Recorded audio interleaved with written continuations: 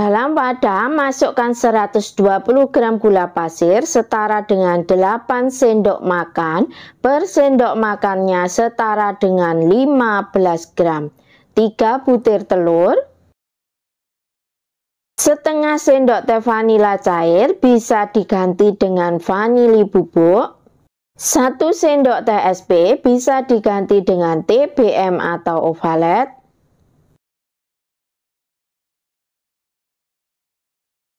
Mixer adonan dengan kecepatan yang paling tinggi sampai adonannya mengembang putih kental dan berjejak.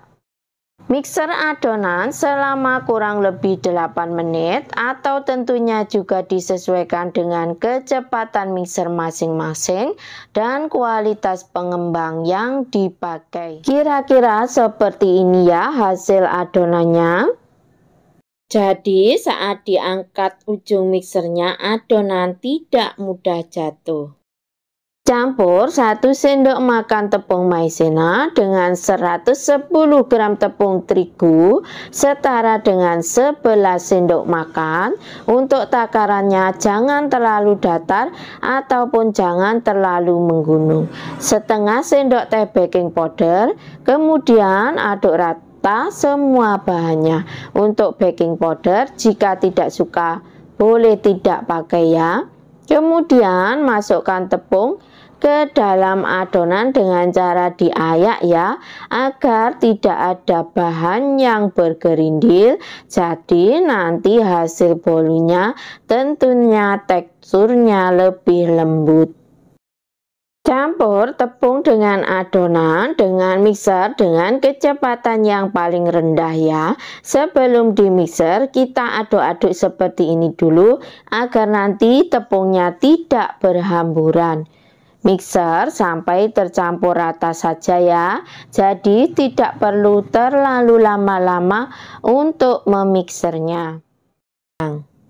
100 gram margarin yang sudah dicairkan, masukkan ke dalam adonan. Saya masukkan bertahap 2 kali ya, agar mudah saat mencampurnya dan mudah tercampur rata.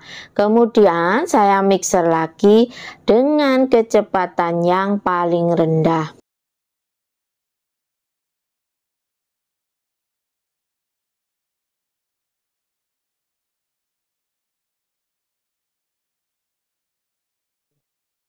Aduk balik adonannya untuk memastikan jika adonan sudah benar-benar tercampur rata dan tidak ada margarin yang mengendap di bawah adonan agar nanti hasil bolunya tidak bantat. Ambil sedikit adonan ini nanti untuk motif bolunya ya. Untuk motif ataupun topping bisa disesuaikan dengan selera masing-masing. Adonan yang banyak, tambahkan 30 gram coklat bubuk setara dengan 3 sendok makan. Per sendok makannya setara dengan 10 gram. Masukkan dengan cara diayak ya, karena kadang coklat bubuknya menggumpal seperti ini. Agar coklat bubuknya mudah tercampur rata dengan adonannya, maka saya aduk memakai mixer saja ya. Boleh juga diaduk langsung memakai spatulanya. Saya aduk menggunakan mixer kecepatan yang paling rendah sampai coklat bubuknya tercampur rata saja dengan adonannya.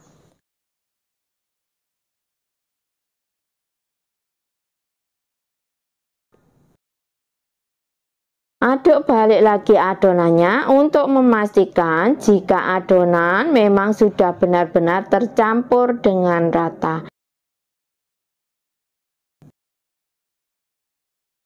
Loyang saya memakai diameter atas bawah sama ya. Diameter 18 cm, tinggi 7 cm. Kemudian masukkan adonan coklatnya ke dalam loyang.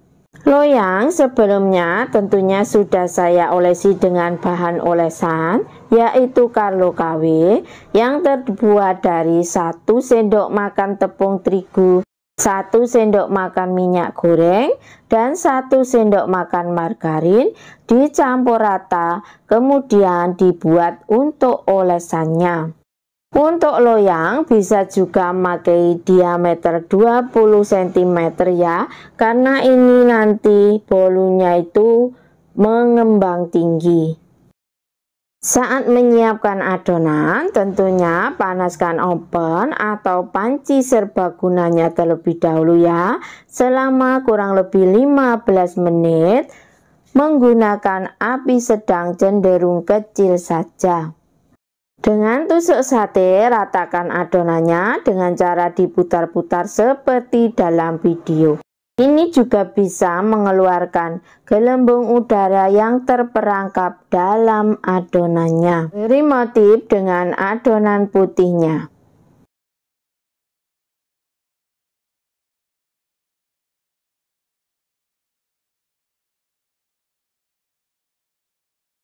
Dengan tusuk sate, bentuk motif pada adonannya. Untuk bentuknya disesuaikan saja dengan selera masing-masing. Untuk yang baru menemukan channel ini, boleh dong di like, subscribe, komen, dan bisa dibagikan ke teman sosial media kalian jika videonya dirasa bermanfaat. Sebelum dan sesudahnya, saya ucapkan banyak terima kasih. Panggang adonan selama kurang lebih 30 menit menggunakan api sedang cenderung kecil saja.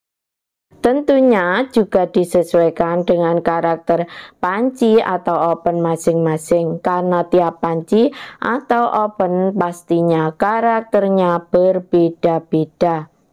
Panci serbaguna ini fungsinya seperti oven tangkring. Bismillahirrahmanirrahim. Alhamdulillah, Masya Allah, hasilnya benar-benar sangat mengembang ya. Jadi sampai motifnya tidak kelihatan saking mengembangnya bolunya. Tentunya di bagian atas juga sudah benar-benar kering ya. Kemudian tes dengan tusuk lidi. Jika tidak ada adonan yang menempel, itu tandanya bolu sudah matang dan siap untuk diangkat. Saya sarankan untuk motifnya tidak perlu diratakan memakai sendok seperti saya tadi ya, agar hasil motifnya terlihat jelas. Keluarkan bolu dari loyangnya dan saya dinginkan di cooling rack terlebih dahulu ya.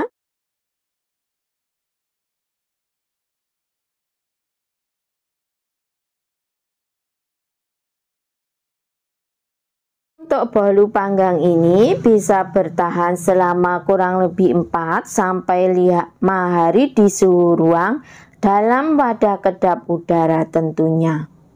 Jika di tengah adonan bolunya ingin ada motifnya, maka bisa ditambahkan dengan adonan putih ya. Lihat hasilnya benar-benar gempus-gempus dan sangat lembut. Alhamdulillah ya, hasilnya sudah terlihat super lembut dan coklat banget. Semoga bermanfaat, selamat mencoba dan semoga berhasil.